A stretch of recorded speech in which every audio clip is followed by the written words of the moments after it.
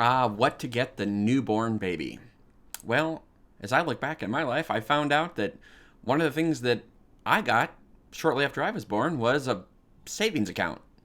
Yeah, my parents actually went and opened one of those little passbook savings accounts back in the day and put in the first deposit of like $25. And about as soon as I was able to talk, I was always told, well, you got to save up. Save up for your college fund. Anytime you'd get some money for your birthday or Christmas or something, you certainly didn't go spend it all. I mean, you might could spend some of it, but that was definitely looked down upon. Ideally, you would save it. You would put it in your savings account for your college fund.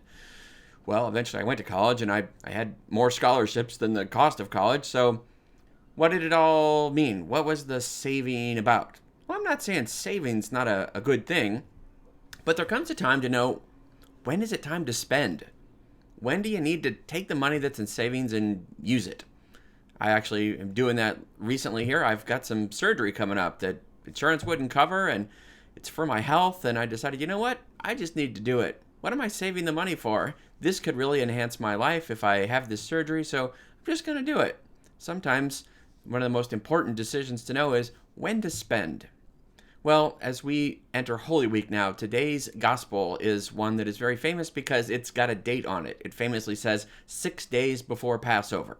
And that's where we are today on Monday and Holy Week. We are 6 days before Passover. At least Passover back when it first happened. Now we're 6 days before Easter. Well, we see in our gospel reading today something that we heard in the gospel yesterday in the Passion for year B, and that is the anointing of Jesus by a woman who Jesus tells us what she has done will be remembered forever whenever the story of his passion is told. This woman, Mary Magdalene, Mary of Bethany, I believe, and the church has always believed, are the same person. She comes and she famously anoints Jesus 6 days before his burial. And she brings with her this costly, aromatic, perfumed oil. Genuine spikenard, we are told in the gospel. Well, this would have been very expensive. In fact, Judas is right there to remind us this could have been sold for more than 300 days' wages. Wow, that's a lot. That's something that Mary would have had to save up a long time. Who knows how long she had been saving up that money, or saving this oil. Whatever it is, today is the day when she decides to spend it. She breaks her alabaster jar, as St. Mark told us yesterday, and anoints the head, the feet of Jesus, dries them with her hair and her tears. The whole bit. Everything she's been saving up. Her money, but not just her money. All of her gratitude, her life, everything that she is. Everything that she's tried to save for herself and say, I got to look out for me. I need to save a little bit back so I can be prepared for whatever might happen in the future. I got to be a little bit selfish. Look out for number one. All that falls apart today, and Mary decides today is the day to spend. And she takes what she's been saving, the money, the oil, herself, everything, and she gives it to Jesus. She anoints his feet, and it's not just the exterior gesture. It's not just the sum of money that the oil would have cost.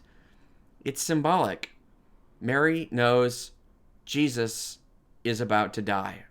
She seems to be one of the few people that actually gets that. Jesus has said it a number of times now, but Mary actually gets it.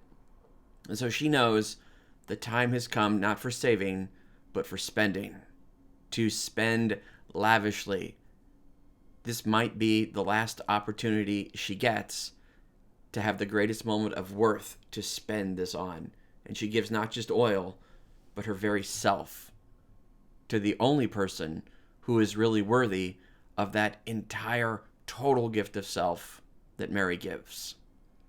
Mary anoints Jesus' feet, and he says plainly, she has done what she could, and she has done a good thing. She has anointed my body in preparation for burial.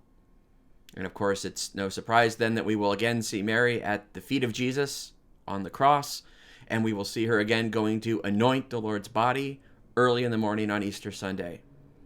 Mary holds nothing back. So what are you saving for? What are you saving? Money? You saving the good china because you don't ever use it because it's the special china? Those were always special days around the house when we're going to use the good china. Take the plastic off your furniture. Sit on it. Spill stuff on your carpet. Get stuff dirty. Use it. What are you saving for? But most especially, are you holding back yourself? Are you too afraid to really give yourself to God because you're afraid to spend yourself? What if you don't have anything left? Well, this week, Holy Week, it's time to realize we can't hold anything back from Jesus. Give it all. Spend it all. Now is the time. No more saving yourself for some future you don't know what. Risk it all on Jesus. The time for saving is over. It's time to spend. Spend yourself. Spend it all on Jesus this week. He spent it all on you.